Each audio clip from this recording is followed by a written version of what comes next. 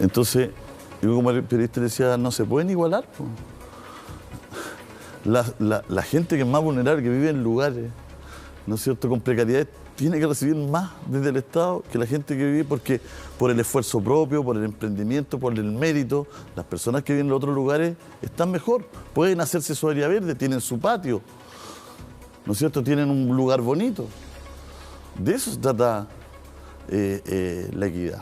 Bueno, y Chile tiene que empezar a recorrer ese camino, si no vamos a arrancar de aquí hasta el año 2050 con allanamiento en los mismos lugares, con la misma bandereta pintada, con la misma calle con hoyo, sin vereda, sin alumbrado público. Una pena.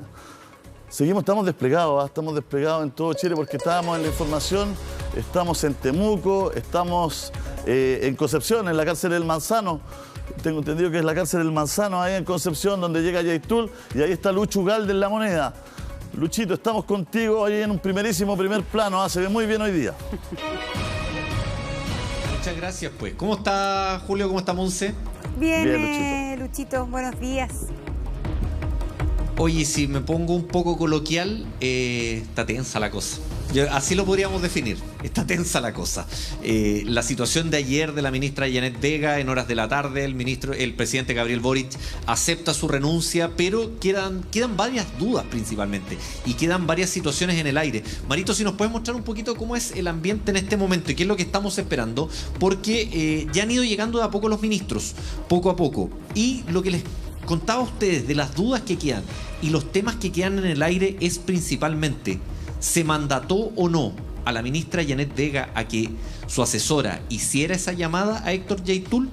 Ese es el tema. Estamos esperando la vocería de gobierno, la vocería que va a entregar la ministra Camila Vallejo para despejar esa y otras dudas más, porque finalmente eso es lo que quedó ayer en el ambiente como el cuestionamiento. Finalmente, si la ministra Janet Vega fue mandatada por el presidente para que se contactara con Héctor Yaitul, la ministra Janet Vega corrió con colores propios. Esa es la situación que en este momento es la que se está esperando aclarar acá en La Moneda y saber finalmente qué fue lo que pasó. Primer coletazo, sale la primera ministra del gabinete previo al plebiscito. Siempre lo que había, o por lo menos se había dado a entender desde Palacio, es que los cambios de gabinete iban a ser posteriores al plebiscito, pero la primera salida se produce a 11 días del plebiscito, es la ministra Janet Vega, y claro, también quedaba la duda si va a afectar o no esto al apruebo, va a beneficiar al rechazo. ¿Qué es lo que se viene finalmente en estos días próximos al plebiscito con la salida de la ministra Janet Vega?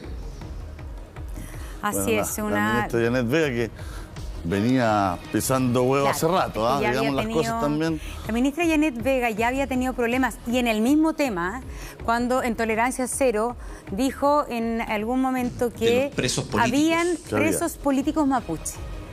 Y eso tuvo que salir a desmentirlo la vocera de gobierno.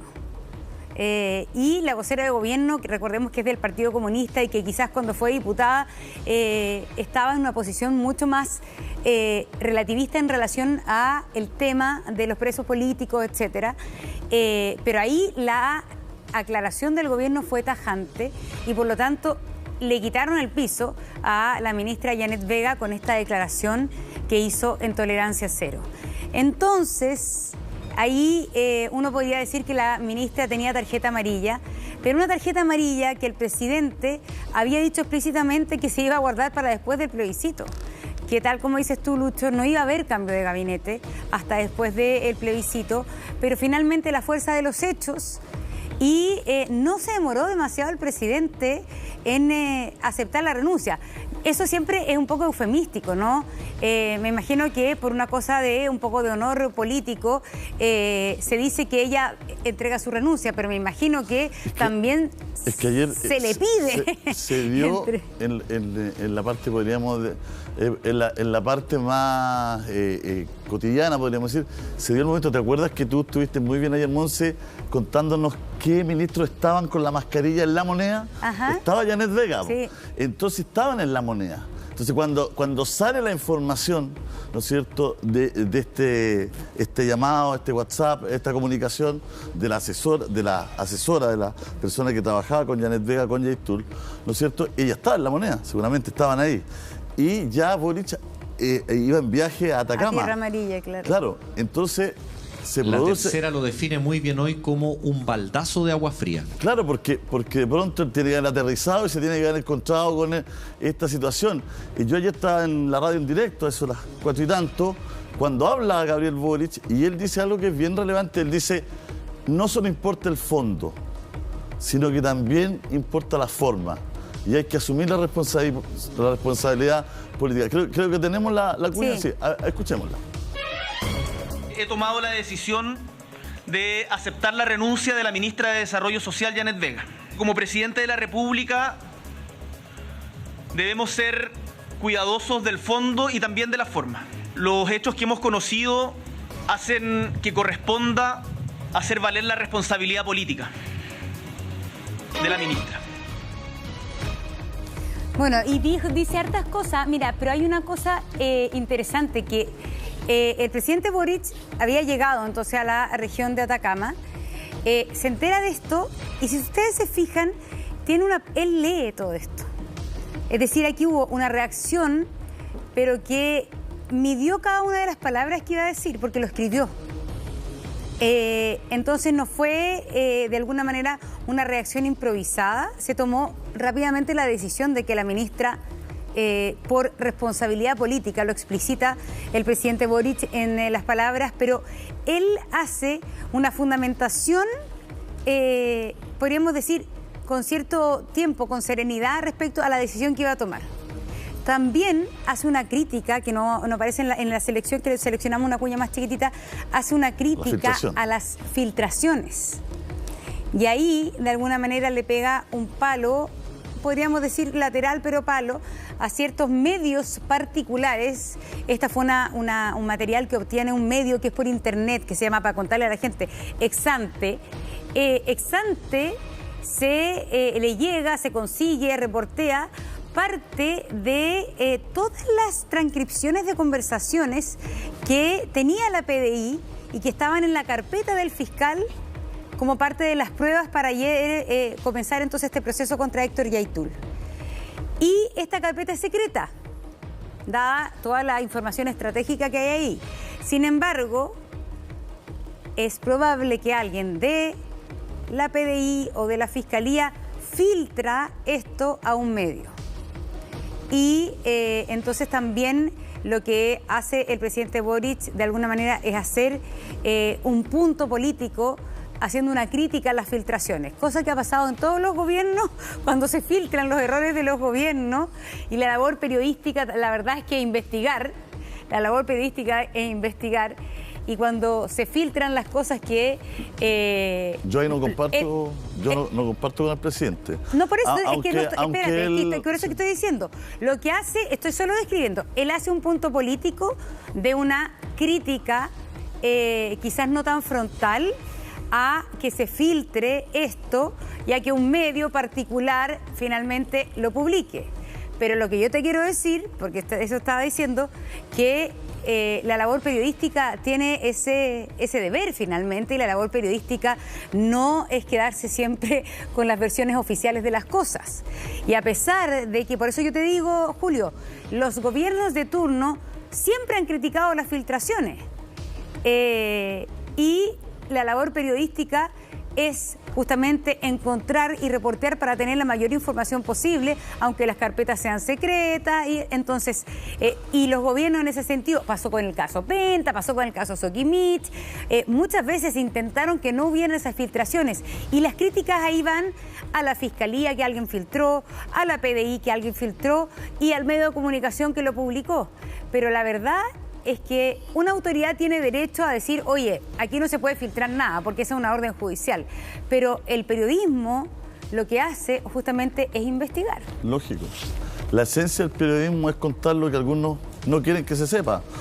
Lo que el poder quiere mantener oculto, el periodismo está mandatado a contárselo a los ciudadanos. Esa es la gracia del periodismo. Yo no comparto para nada lo que dice el presidente, pero le doy un punto, que en ninguna parte él critica al medio de comunicación, sino que, como bien dices tú, Monse, él lo que está haciendo es haciendo un punto con la Fiscalía, digamos.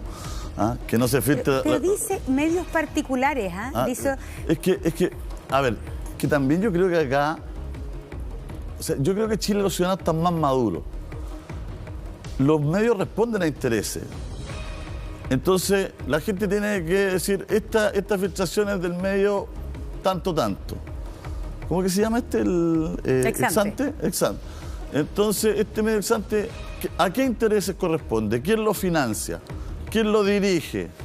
Eso es, pues. ¿Quién me lo cuenta? Pero digamos, si no es un secreto, este es un medio, podríamos decir, es un medio cuyo director es Cristian Bofill, que era exdirector de La Tercera.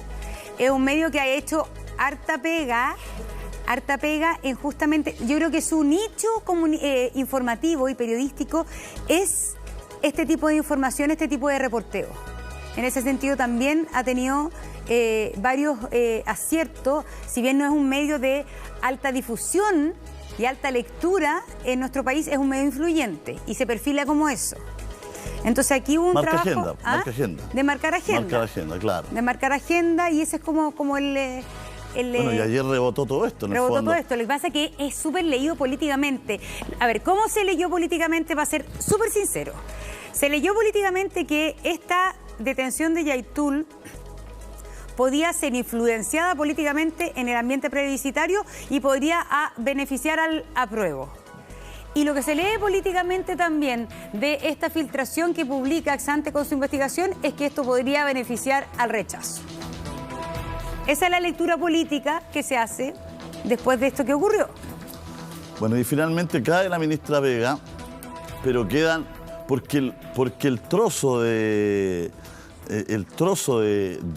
conversación, ¿no es cierto?, no dice nada, digamos, es que tratan de contactarse con él, ¿ah? Uno tiene claro que la ministra Vega no quería contactar a Yaitul para preguntarle si le llegó el bono invierno, digamos, ¿no? O si le había llegado un IFE. O sea, porque justamente fue en la fecha después que le había llamado a tomar las armas, ¿te acuerdas, no? Fue en una fecha, por también fue la misma mañana. Fue la fecha importante, creo que fue el mismo día, ¿no? Entonces, quedan las preguntas abiertas. ¿Qué relación tiene Janet Vega con Yaitul? ¿Por qué mandó una asesora? Parece que no, porque no tenía el no tenía relación porque mandó una asesora. Claro. Lo que pasa ¿Por qué ella tomó ese guante? ¿Fue una jugada personal? ¿Quién más sabía? Yo creo que, bueno, yo tampoco creo que hay que ser ingenuo. Los gobiernos tienen que negociar. Lógico. Es decir, los gobiernos tienen que negociar y los gobiernos tienen que negociar bien. Quizás aquí hubo una desprolijidad, una improvisación. Uno tiene la gran duda si efectivamente esto fue mandatado por La Moneda o no, a que Janet Vega hiciera de alguna manera la adelantada de posibles diálogos con Héctor Yaitul. A ver, los grandes acuerdos de paz son en una mesa negociadora con grupos violentistas, estoy pensando Colombia. Es decir, tú sí puede ser un camino de la política sentarte en la mesa con un grupo y cómo lograr que abandonen la lucha armada, que ese es el objetivo de un gobierno democrático. Es que lo que pasa es que ayer se filtra esto y está acalorado el ambiente, pidiendo acusación constitucional, renuncia de inmediato, ¿no es cierto? Pero mira, me pasó una cuestión muy especial. En la Biobío podría ser peor. A las 4:10, Alfredo Moreno tenía que entrevistarlo. Y lo estaba entrevistando cuando Boric, de hecho le dije, tenemos que ir hasta acá porque va a hablar Boric, y le pregunté, ¿usted fue ministro de Desarrollo Social? ¿Se juntó con Yaitul alguna vez? ¿Quiso juntarse con él? ¿Usted se hubiese juntado con él? ¿La ministra tiene que renunciar? Y a él lo noté mucho más templado y menos acalorado que todos los que estaban ahí en la tarde. Y los que están en la política son pequeños en sus críticas. Porque Alfredo Moreno no está hoy día. No, el Moreno me dijo, por supuesto que nosotros en su momento quisimos intentar, no nos resultó. Ahí está. Esta es una portada cuando Alfredo Moreno era ministro de Desarrollo Social. Y a él, pero eso era ya sabido, y eso quizás es un punto a favor de la política que encabezó Alfredo Moreno. Alfredo Moreno fue oficialmente el mandatado para enfrentar desde el gobierno de Piñera el tema mapuche. Él estaba llevando, parece ser, una labor interesante adelante, siendo un hombre de derecha. Él había dicho aquí hay que dialogar. hizo trabajo con varias comunidades. Y había avanzado. Y todo había avanzado y todo se fue al tacho con tema Camilo Catrillanca y también Huracán. con el tema Operación Huracán, cuando se descubre que aquí hay pruebas de montaje, hay pruebas inventadas. Entonces, todo lo que estaba haciendo Alfredo Moreno, y ahí todos los sectores políticos coinciden que estaba haciendo un trabajo que podía dar fruto, que podía ser interesante. Había avanzado, muy transversal. Claro, Era el lento, comentario... pero avanzando. Por lo menos, ¿sabes qué es lo que había avanzado? En la posibilidad del diálogo. Y él había podido dialogar con las comunidades mapuches pacíficas. Y ahí había podido entrar.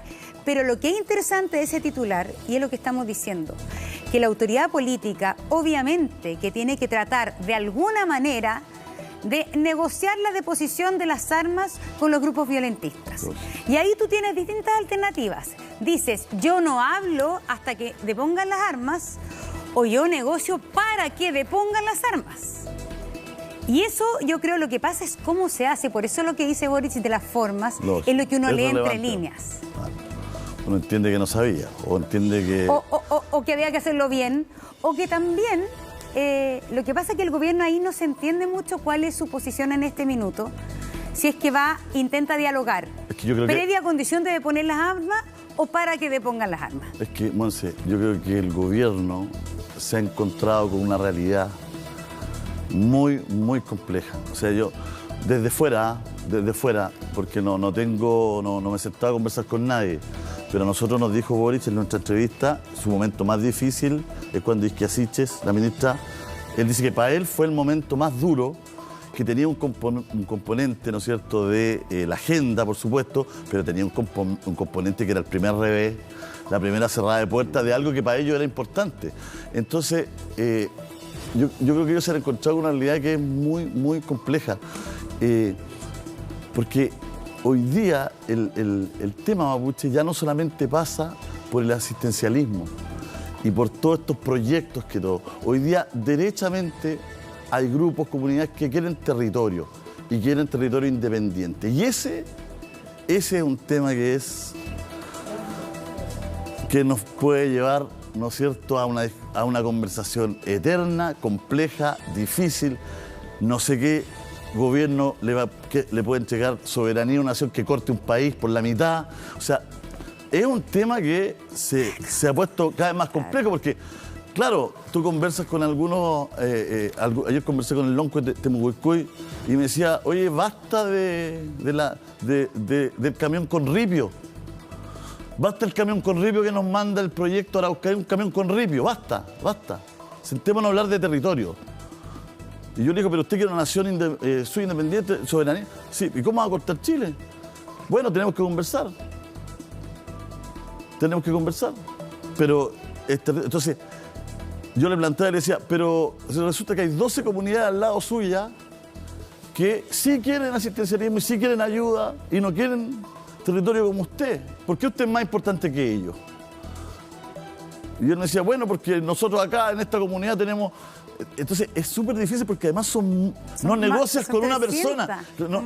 No vas frente a una persona a decir, bueno, quiero que necesite... Pero ¿sabes qué, Julio? Hay cientos y cientos de comunidades. Lo que pasa es que han habido soluciones que no son soberanía territorial, pero sí devolución de tierras. Son mayoritariamente las comunidades que hacen un trabajo que les cuesta, porque hacen generalmente, pero que luchan, así como se lucha por un subsidio habitacional, que luchan por que a la comunidad se le dé un territorio para la comunidad. Y de hecho el Estado ha gastado plata, ha habido corrupción de por medio también en la compra de territorios para dárselos a las comunidades. Por eso quiero decir, hay soluciones intermedias que no sea dividir el país y dar soberanía absoluta sobre los territorios. Yo creo que ese es un poco el camino.